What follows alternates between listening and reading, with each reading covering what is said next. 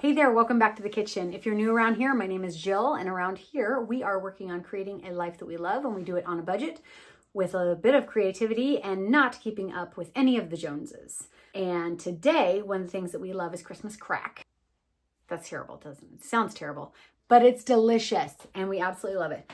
My sister back home in Idaho makes this, and we haven't had it in several years, but now I'm here in Kansas, and if I want it, I have to make it myself, and I've never made it before, so this is the first time. So Cindy, if you're out there, I hope I do you justice, or I hope I do the Christmas crack justice. It should be fairly simple. There's no baking involved. It should be fairly quick and easy. There will be some like syrup making. So anyway, let's get to the point. We are going to be using two different kinds of cereal. We're going to be using Rice Chex and Golden Grams. Normally it would just be the normal size box, 12 ounces, 12.8 ounces. But I bought the family size, so I'm going to have to be measuring off some of that. So ignore me doing that. Also, we're going to be adding a 7-ounce bag of coconut flakes. We have some slivered almonds, but we're not going to use this whole thing. We're just going to use about 4 ounces in that. We're going to use 2 cups of corn syrup, not 2 jugs, but 2 cups. We're also going to have 2 cups of sugar and yes, 1, 2, 3 sticks of butter. Woo! 1.5 cups of butter. It's going to start off fairly easy. What we're going to do is we're just going to mix the cereal and the almonds and the coconut all into a great big old bowl and get it nice and combined. And then we're going to move to the stove and make our concoction. I'm going to do that really fast and then we'll head over to the stove. In the bowl, 7 ounces coconut, 4 ounces of almonds, slivered almonds. I got the Chex mix and the Golden Grams. Now I'm going to head to the stove. Hey, okay, so there's been a bit of a costume change here because while I was making my Christmas crack, I ended up getting some news in the middle of it that kind of threw me off, and I forgot to record the rest of it. So I'm making it again for my husband because he was out of town when I made it the first time.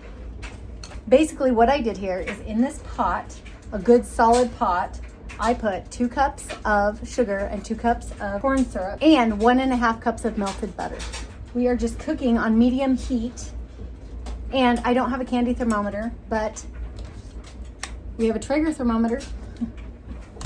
So I went ahead and set it to 237, and I will be dipping probe down in here without touching the pan as it cooks.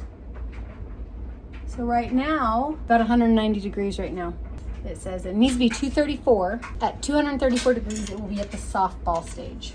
It's starting to bubble. I do not want it to scorch, so I'm just going to keep playing with the temperature on the stove to make sure that it doesn't scorch.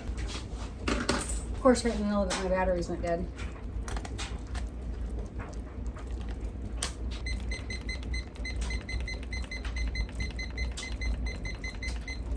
Okay, 234. And I'm just going to continue to dangle this and stir this because I do not want it to scorch. But I want it to be nice and bubbly like this. Okay. Get yourself a big old honking cookie sheet or a couple cookie sheets and put some parchment paper down. Okay.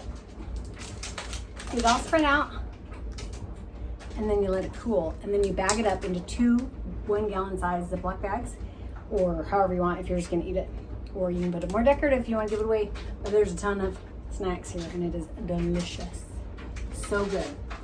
Almonds, coconut, Golden Grams, and Rice Chex, and then a lot of sugar. Fantastic.